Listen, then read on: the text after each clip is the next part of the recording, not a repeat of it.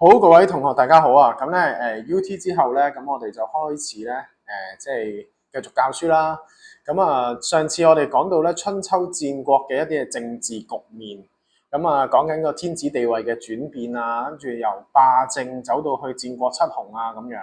咁周天子嘅地位低落啦。咁但係其實咧春秋戰國時期咧，我哋中國歷史嚟講咧，咁其實係一個好重要嘅時期，因為點解咧？因為嗰個時期係好混亂啦。好多變動啦，咁如果要用一個字去總結嘅話，我覺得係個變字嘅，即係春秋時期有好多個變，咁變啲咩咧？除咗周天子嘅地位或者個政權上嘅轉變之外，其實咧嗰個社會嘅即係階級流動啦，跟住另外就係嗰啲學術思想啦，咁戰爭上邊個規模啦，咁經濟方面嘅一啲嘅結構啦，其實都係一個好大嘅變動嚟嘅。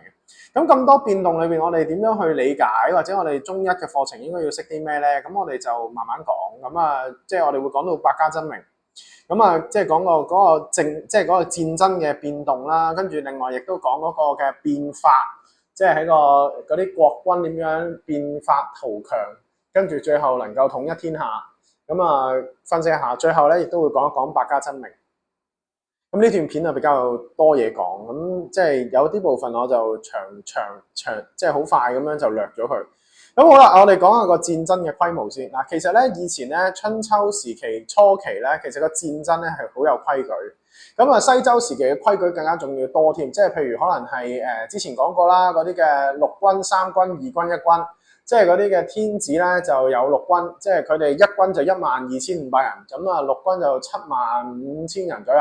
12500係啦，差唔多啦。跟住之後佢哋就會約埋去平原咁樣，跟住之後咧就按翻個規制去打仗咁樣。咁所以咧其實個規模唔係太大嘅啫，即係其實就冇即係我哋想象之中咁即係無所不用其極嘅規模。咁而去到春秋時期，因為周天子控制唔到個秩序，而且個兼併嘅戰爭經常出現，咁所以咧嗰啲嘅戰事咧就越嚟越大。係啦，即係嗰啲嘅戰爭嘅規模咧，就開始有數萬人啦。咁而去到戰國時期咧，例如最出名嘅長平之戰咧，咁已經去到數十萬人。咁個情況係點咧？你見到個規模係大咗好多啊。譬如嗱，城濮之戰就呢一個晉文公啦。當時就晉同埋楚國相戰相交。跟住之後交戰之後咧，就有嗰個出名嘅成語故事叫呢一個嘅退避三舍，係啦，最後晉勝楚敗，當時動員就幾萬人，而去到即係戰國時期咧，咁就秦趙兩國就打咗場非常之激烈嘅戰爭，最後咧數十萬人交戰，最後秦咧就即係贏咗，趙國就敗咗，而趙國有40萬嘅降兵被秦軍所坑殺。非常之誇張同恐怖啦。咁所以啦，嗱，如果你話喺春秋時期嘅戰爭咧，邊個激烈啲咧？定係戰國時期咧？咁梗係戰國時期啦。OK，即係我哋睇睇個戰爭嘅情況先。幾樣嘢我哋睇下大標題先。第一就係戰爭規模越嚟越大啦，因為軍事制度嘅變革。跟住另外戰術戰略嘅多變，同埋呢一個兵器製作嘅精良。係啦，四方面係咁依講一講啊。規模上邊就頭先講到城濮之戰啦，同埋呢一個長平之戰。係啦，基本上就嗰個戰事嘅規模咧就唔同咗。最出名就長平之戰啦。坑殺秦兵，坑殺趙兵40萬，好誇張。而另外軍事制度嘅改革啊，呢度某程度同變法有關嘅，即係譬如咩咧，就係一啲軍功封爵。即係透過軍功可以做貴族。以往唔係嘅，以往咧就係你係貴族，你個仔就係貴族，你嘅嫡長子就係貴族。係啦，係一個同血緣宗法有關，就唔可以話因為你有功勞就要做貴族嘅，咁樣就唔同嘅。但係咧，自從呢個戰國時期啦，即係或者春秋初期開始啦，春秋後期開始啦，就開始有一啲嘅國家咧就鼓勵人哋打仗，有軍功咧就俾你哋獎勵咁樣。所以咧去到戰國時期咧，基本上咧就係無功，即係軍功封爵噶啦。OK， 係啦，即係呢一個就同嗰個軍事變革有關。另外就係嗰啲嘅即係君主咧為咗要打贏仗咧，亦都開始有啲嘅變法，例如咩咧？例如趙武靈王。即係開始推行胡服騎射。咁啊，跟住另外就即係有好多譬如商鞅變法，咁我哋之後會講到就係嗰個嘅軍功封爵啊呢啲。咁啊，戰術嘅多變啦，咁啊以前就有戰車為主啦，初期咁啊步兵為輔，咁啊平原決戰。咁但係戰國時期咧，地形變化多端，咁啊跟住之後亦都有好多騎兵啊咁樣唔同嘅作戰啊，包圍戰術啊、迂迴戰啊等等、突襲戰術啊等等。咁所以咧就非常之犀利。咁啊，即係如果你睇過啲戰國時期嘅故事咁啊，譬如呢一個魏國咁啊，呢一個龐涓同埋呢一個嘅即係孫臏咁樣嚇，即係嗰啲咩圍魏救趙啊呢啲啦，係嘛？係啦，咁啊非常之好睇啊嚇，係啦，咁啊所以戰術就多變啦。咁跟住另外就係嗰啲兵器製造啦，咁啊青銅器犀利啦，咁啊另外亦都有嗰啲嘅箭啊、矛啊、刀啊、劍啊呢啲啦 ，OK。咁啊有弩添，係啦，即係嗰啲比較犀利嘅有彈簧嘅，即係有啲彈弓嘅咁嘅弩，即係劍，即係嗰啲嘅箭啊 ，OK， 好勁嘅箭咁樣啦。咁啊呢度你可以有興趣睇睇啦。咁但係呢一個咧，坦白講就係我哋大概了解下個情況就得啦。好啦，咁反而後邊咧呢啲都係大概了解啦，即係反而後邊嗰個課題呢個課題，我哋講呢個變法。呢度咧我哋就打粒星落去先，呢個咧我覺得重要啲嘅，即係嗰個政治變動。咁啊，尤其商鞅變法啦。咁啊，嗱，首先第一就係戰國時期唔係淨係得商鞅變法嘅，即係仲有好多變法嘅，即係戰國七雄基本上個個都變法噶啦。咁啊，即係只係商鞅變法得最徹底同埋最犀利。咁因為最後秦國贏咗啊嘛，咁所以我哋就分析佢啦，討論佢啦。咁但係咧，一開始真正最早變法嘅咧，其實就唔係佢嘅。咁啊，如果你話齊桓公用管仲，即係講呢一個國之四維，禮義廉恥咁樣，其實都係某程度嘅變法。咁戰國時期即係一開始變法最犀利嘅咧，應該係即係魏文侯先，我估計係啦，即係阿李悝，佢用李悝咧去變法。咁啊，李悝變法，咁啊其中咧最出名就係咩咧？就係集射令啊！咩集射令咧？就係當時魏文侯咧就點樣鼓勵啲人去打仗。咁啊，當時阿李悝就話啦，不如咧就即係佢建議就係如果地方即係嗰啲民眾有紛爭嘅時候咧，就以射箭去解決問題，邊個射得中就邊個啱咁樣。咁啊集射令。咁啊，所以個個都走去射箭啊咁樣。咁好啦，唔好意思啊，嚇親大家，係啦，即係有少少嘢跌到啊 ，OK， 係啦。咁啊我唔想再拍過，咁所以繼續啊。係啦，咁啊徙牧立信啊，咁我哋講講變法先。咩叫變法？變法英文係 reform，即係改革啊，即係一啲嘅。點解係變法咧？變唔可以變儒，唔可以變道，唔可以變物咁樣，係變法咧？因為佢哋係用法家思想。咩法家思想？嗱，法就係講法律。嗱，其實法家思想咧就係講一啲即係相信人性本惡啊，咁啊跟住透過法律咧，即係覺得人係有問題嘅，即係如果佢唔制衡佢、唔限制佢咧，就會做衰嘢噶啦。咁所以就透過一啲法律咧限制佢，逼佢哋去聽你話、服從你哋。所以講入邊講咩咧？講法律條文啊，講嚴苛啊，講一啲嘅紀律啊，講比較即係懲罰啊咁樣嘅情況。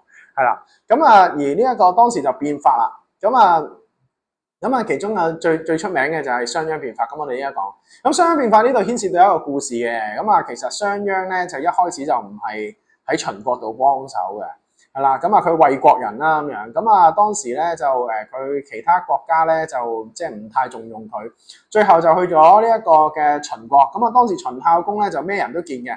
咁啊，最後就見到阿商鞅，咁啊商鞅咧就同佢傾咗好耐，跟住之後越傾就越行得越埋，咁啊跟住之後就發覺，咦，商鞅你真係好犀利喎咁樣，咁啊決定咩咧就叫佢開始推行變法，咁啊其中咧就有一個故事就叫徙牧事信，咁係咩嚟咧？就係話嗱當時咧商鞅咧就喺個都城嗰度咧就樹立咗一個木頭同埋告示，就話啦嗱邊個咧能夠將個木頭咧由北門嘅搬到北門嘅話咧，就賞金10兩，咁啊10兩好多噶啦，即係可以買到層樓噶啦，我估計。咁啊個個都話有冇搞錯啊？咁大隻蛤乸隨街跳，應該唔係嘅，冇理由咁筍嘅咁樣啦。咁啊跟住之後有個人咧就走去試咯，即係唔係要加下錢先，加咗50兩之後，好啦，咁等我試下啦咁樣。咁啊試完之後咧，咁啊搬咗嚿木去北門啦，跟住之後就即刻俾錢佢。咁啊啲人就開始講啦，咦商君真係守信用啊，商鞅真係好守信用啊。其實呢啲係宣傳公關嚟嘅啫。咁啊話俾你聽，我哋言出必行，即使係咁難以置信嘅事情都係真嘅，係啦。咁啊跟住之後就開始咧就講呢個變法，啲人就開始相信咧，即係你真嘅，唔係講笑嘅，係真係會變法嘅。咁啊，其中提出一啲嘅新嘅概念啦，係咩啦？大家唔使擔心，即係咩咧？就係你咧以往就唔係貴族，你爸爸媽媽咧都可能好窮嘅，但係唔緊要，只要你第時咧軍功就可以封爵，你只要建功立業，殺退敵人，咁你就可以咧軍功封爵，就成為貴族啊咁樣。咁啊，所以啲人話哇好嘢好嘢好嘢咁樣。咁而當時最反對嘅係咩咧？最反對呢個商鞅變法嘅人係咩咧？就係本身有爵位嘅人，係咪？即係嗰啲貴族。咁所以當時咧貴族上邊咧就反對聲音更大。咁啊，而當時提出就話商鞅都唔係秦國人，佢係搞亂秦國嘅咁樣。咁而其中咧即係反對派最大嗰個係邊個咧？就係太子。咁啊，即係呢一個秦孝公個太子。咁啊之後嘅秦惠文王。咁啊秦孝公嘅太子咧，即係當時咧就帶頭就話商鞅唔好。咁啊，跟住之後商鞅咧就同秦孝公講話：依家大仔啊，太子竟然咁做啊咁樣嚇。咁啊，跟住之後咧就決定處罰太子。咁啊，處罰太子點咧？即係太子犯法與庶民同罪啊嘛，係咪？咁啊，所以咧就當時啊，但係咧始終佢係太子有啲唔同嘅，即係嗱佢點咧？最後咧就最後咧就懲罰佢個老師。咁啊，佢個老師咧就被刺字喺個面度。係啦，咁啊當時咧即係阿秦孝公個大仔咧就好嬲啦，即係之後就要報仇。咁所以最後商鞅咧，當阿秦孝公個仔咧，即係阿秦惠文王做咗呢個秦惠文王之後咧，咁啊開始咧就報復。咁所以咧最後咧商鞅係死得好慘嘅。係啦，咁但係商鞅死咗之後，咁呢一套變化係咪繼續咧？係繼續嘅，即係佢係對即係對人唔對事啊。咁啊，所以有句成語就話咩咧？就係作法自斃。咁啊講商鞅咧，最後咧。就因為咁樣咧，自己變法之後咧，就最後死咗。咁啊，當然仲有少少故事嘅，因為點解咧？因為當時商鞅咧逃走嘅時候，知道咧秦惠文王對佢不利，咁啊，所以咧就逃走。咁啊，逃走嘅時候咧，咁啊，即係冇人夠膽收留佢，因為點解咧？因為咧當時商鞅推行嘅變法咧係包括嚴格執行法律啊，即係有連坐法啊呢啲啦。咁所以咧冇人夠膽收留呢一個罪犯，最後咧佢就俾人哋五馬分屍。俾人捉咗，咁啊，所以只係有個成語就話作法自斃，就係咁嘅意思啊，就係最後就自己攞嚟啦，咁樣自己最後下場好慘。咁但係無論商鞅嘅下場係點都好啦，咁秦國因為商鞅變法而強大係真嘅。OK，咁我哋講講啊，咁首先變化嘅背景啦，咁啊講講就係秦孝公用商鞅咁啊推行變法，令到國力迅速增強啦。所以我哋之後討論一個問題嘅時候，秦點解能夠統一天下？咁多個國家唔得，點解秦國得？原因就係因為首先有商鞅。佢推行變法，推行得最徹底，跟住個個都好即係打得嘅，好叻嘅，好勁嘅，又有錢嘅，咁所以啦，最後咧就有個好強嘅根基，最後咪成功咯咁樣，係啦，好啦，咁跟住另外變法嘅內容嗱，呢度咧就要詳細去睇一睇啦，就係嗰個嘅嚴格執行法律啦，咁就一定要遵守法律，因為法家思想治國。咁跟住另外就推行縣制嗱，以往就唔係咁樣嘅，以往係咩咧？以往就係要分封。諸侯就分封俾大夫，大夫就分封俾呢個士，咁樣分封一層一層分封落去。咁啊，但係咧咁樣咧係即係不利於管治啦。咁所以佢就停止某程度嘅地方嘅分封，跟住之後就變成好多個唔同嘅小嘅政府，跟住之後就由國君去交啲官員去處理。咁就係一個現代嘅一個嘅即係比較近現代嘅嗰種嘅管理制度。咁而另外就係取消世襲爵位啦，就係冇軍功嘅子弟係唔能夠承襲爵位，爵位即係貴族嗰個特權。咁跟住獎勵軍功，就係用嗰個嘅田宅同埋爵位嘅方式去鼓勵呢一個嘅平民咧，就從軍殺敵。咁啊，點解叫首級咧？嗱，即係大家知道首級係咩意思啊？首級咧，即係呢個頭啊，係啦，呢個頭啦，冇咗嘅，係啦，即係就同個身分離咗嘅呢個頭啦，係啦。咁啊，點解叫首級咧？咁啊，原因係因為一個手一個頭就等於一級。咁啊，所以大家見到即係上場殺敵，就好似上陣殺敵，就好似即係一個建功立業嘅機會咁樣嚇。我拆咗佢先，有啲核突個圖，係啦 ，OK， 首級咁啊，一個頭就一個級咁樣嚇。咁啊，跟住另外鼓勵耕織，鼓勵耕織，咁啊有即係承認土地私有啦。咁啊，跟住之後就開荒土地啦。咁所以個個都開始去耕田。點解咧？因為以往啲土地係俾啲貴族霸佔嘅。係啦，咁跟住依家唔係啦，你只要願意去開荒一啲耕嘅土地，即係一啲荒地咧，就係你嘅。咁跟住另外統一度量衡就方便經濟啦，即係統一咗大家嘅長度啊、容量嘅單位啊咁樣。即係咩叫容量單位咁？即係佢又用斤，你就用 kg，佢又用 cm 咁樣。即係依家都有啲嘅混亂噶嘛。咁但係佢統一咗，咁所以咧就令到方便計算。咁而呢一個連坐法更加重要啊！點解咧？呢一個咧同我哋現代嘅法律咧係好唔相近嘅。點解咧？呢個叫連坐。連坐係咩咧？就係一個人犯法，你隔離嗰個都有罪。係啦，就用5加為一個5，10加為一個10，即係5個家庭咧就要連埋一齊，要互相監視。如果你嗰5家裏邊有人犯法，就按翻嗰個罪嘅大小程度，就5家一齊罰，或者10家一齊罰。係啦，咁所以令到大家咩咧，就會可能互相監察啊。如果有人犯法嘅時候，你第一件事就要同呢一個政府講啊，佢犯法喎咁樣。係啦，咁如果唔係嘅話，你就好危險啦咁樣。咁所以啦，喺呢一個咁徹底嘅變法底下咧，秦國啲人就點會唔勁咧？咁所以啦，戰鬥力大幅提升啦，經濟大幅發展啦，所以咧最後就能夠統一天下啦。係啦，咁啊貴族子弟應該係反對啦，因為冇咗軍功啊嘛，係咪？士兵當然同意啦，農民都當然同意嘅，係得貴族子弟唔同意嘅啫。係啦，好啦，咁啊，所以當時就太子都已經搞掂，即係嗰個反響係好大。咁但係最後佢做咗大王之後咧，做咗呢個諸侯之後咧，咁又有啲唔同，即係咁特別啦，因為有成效啊。咁好啦，嗱，戰國咧就除咗商鞅之後，仲有其他變法嘅，係啦，咁啊，即係頭先講魏文侯李悝啊，咁樣嗰啲都有。咁但係呢一版咧比較重要，因為點解咧？就佢能夠奠定咗秦能夠成功統一天下嘅根基。咁頭先我哋亦都講到，即係唔同嘅思想治國。咁啊咩意思咧？就係其實每一個國家政府，佢背後都有啲嘅思想、施政嘅理念嘅，係啦。即係譬如依家即係我哋中國，咁我哋可能就係有特色嘅中國即係有中國特色嘅社會主義啦，係啦。即係我哋或者係我哋中國一直以嚟都係用一個儒家思想，係啦，即係儒家文化去講呢一個道德啊、仁義禮智信啊，OK， 即係嗰個嘅即係一個嘅治國思想。咁其實每個機構都有一啲背後嘅理念嘅，即係譬如學校咁樣都有一啲學校嘅理念，可能以基督教為中心啊，全人教育啊呢啲。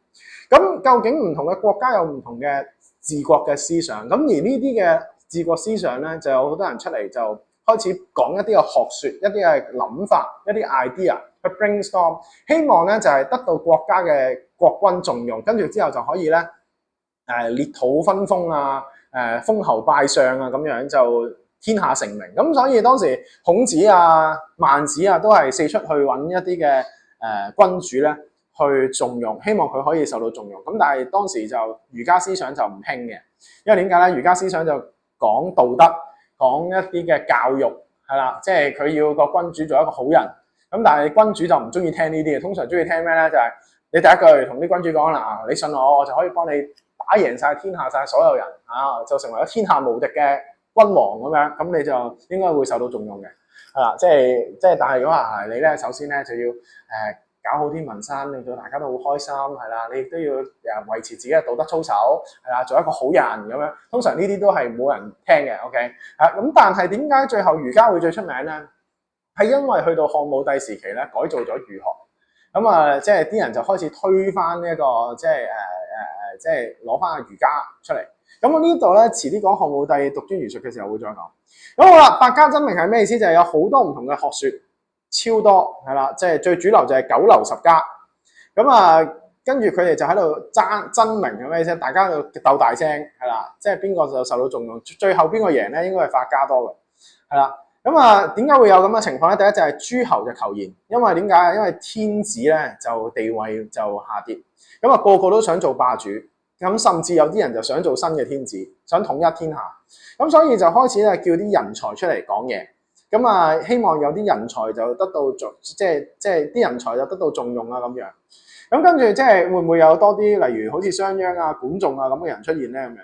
咁跟住另外就係平民嘅教育啦，普及。咁以往教育咧就即係喺呢一個嘅嗰啲書啊、學習啊、學校啊，全部咧都係受貴族去把持，平民係冇得讀書。咁平民點解可以讀書咧？最後係因為咧嗰啲嘅貴族，尤其係孔子先啦。咁啊，孔子本身阿爸咧係一個士嚟嘅，咁啊即係咁而佢咧就唔係長子。唔係嫡長子，佢係即係佢媽媽係顏徵在，咁啊佢媽媽咧就唔係一個正妻，咁所以佢就沒落啦。OK， 佢沒落啦。咁啊而佢咧作為一個半平民半士嘅身份咧，佢就開始咧就去即係有半貴族同埋平民啦。咁就透過咧去教書、去揾食、去講學。咁啊跟住之後，亦都好多人都係咁。咁所以咧就即係佢係第一個咁，即係或者係最出名嗰個。咁所以咧就教育就開始去到平民嗰度，咁啊平民讀完書之後就開始有啲嘅新嘅諗法，係啦，咁啊有啲治國啊處世嘅問題，咁啊出現咗好多唔同嘅學術派別啦咁樣啦。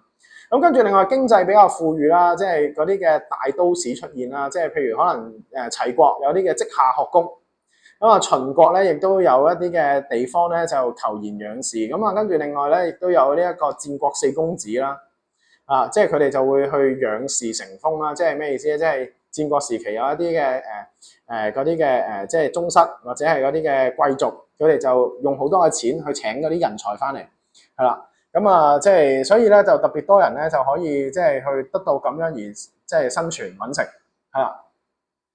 咁好啦，嗱咁啊呢度主流學派有好多嘅，即係嗱，如果你講九流十家就係呢九流啊，即係儒墨道法陰陽明家農家雜家中橫家，再加上小說家就九流十家啦，係啦。咁啊咩嚟嘅咧？咁啊即係農家就耕田啦，咁啊中橫家就講呢一個權謀啊合作啊咁樣嗰啲啦，咁啊小說家啊講游說啊呢啲啦，咁啊最出名就係儒墨道法。咁啊，陰陽家都係嘅，不過講陰陽五行咁樣嗰啲啦，即係嗰啲五行學說啊，好似類似風水咁嘅嘢，即係金木水火土嗰啲。咁但係咧呢四家我哋就要特別注意，要留意，你要識嘅呢四家係要識嘅，因為呢四家係顯學最多人講嘅，係啦。咁啊而最多人講嘅當然就係儒家啦，即係我哋中國到今日都係講孔子，係啦。咁我哋睇睇啦，首先你一定要知道嗰啲代表人物啦，孔子、孟子、孫子。係啦，咁啊，佢哋講仁啦，講愛啦，講道德啦，佢相信人性本善啦，要透過禮去規範人嘅言行啦，咁啊，亦都好着重階級嘅君臣父子嘅，咁所以咧，依家嗰啲嘅或者係以往歷朝歷代嘅皇帝統治者都係好中意儒家，因為儒家咧係教人哋去嗰個階級證明係呢個證明，係啦，咁啊，即係咩咧？就係你係君就係君，神就係神。係啦，即係你唔能夠即係違反呢一個嘅階級秩序嘅咁樣。咁跟住另外咧，我哋講墨家先啦，墨家。咁啊，墨家咧嘅代表人物就當然係墨子啦。咁啊，佢提倡就係兼愛，就係唔分親疏嘅愛，係愛人如己。咁非攻係咩咧？就反對戰爭，反對侵略。咁啊，節用就崇尚節儉啦。咁啊，即係連葬都係唔想即係好大規模咁。即係嗰啲嘅喪葬禮儀啊咁樣，上言就用人為財，反對世襲啦。咁其實佢呢一個諗法幾現代嘅，咁但係咧就太過刻苦啦，即係兼愛唔係個個都兼愛到噶嘛，節用更加啲君王都唔想啦，咁所以最後咧就冇乜人重用佢。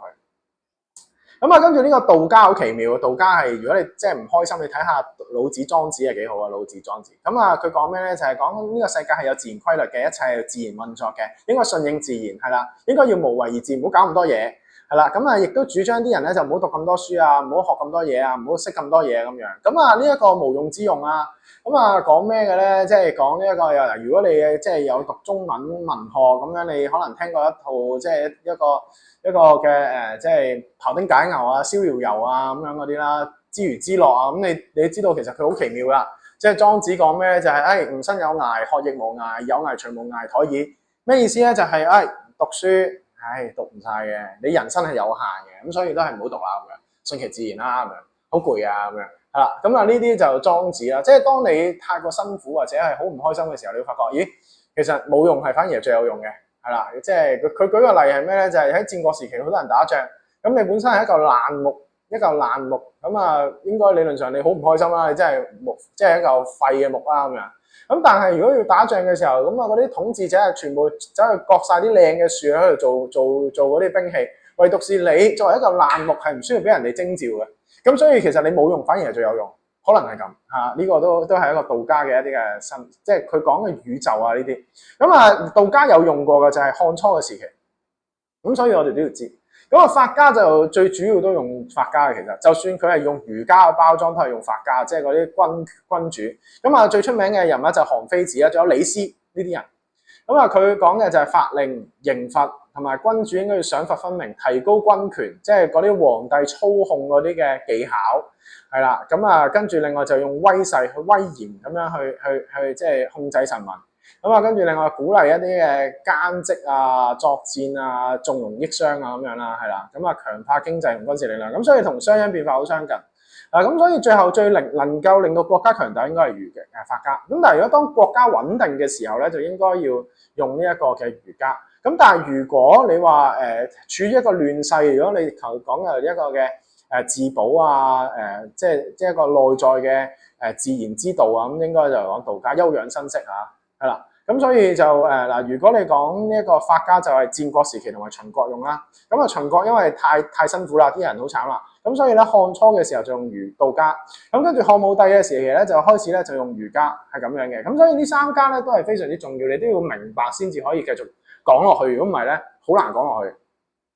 咁啊，呢個四大學派啦，咁佢就叫你分究竟佢係邊個同邊個啦咁樣嚇。咁啊，呢度講完啦。好啦，嗱咁啊，即係春秋戰國非常之多嘢講，咁所以我哋講到呢度先，係啦，希望段片唔會太長啦，係啦，咁啊之後我哋會開始講秦國，係啦，咁啊多謝各位先。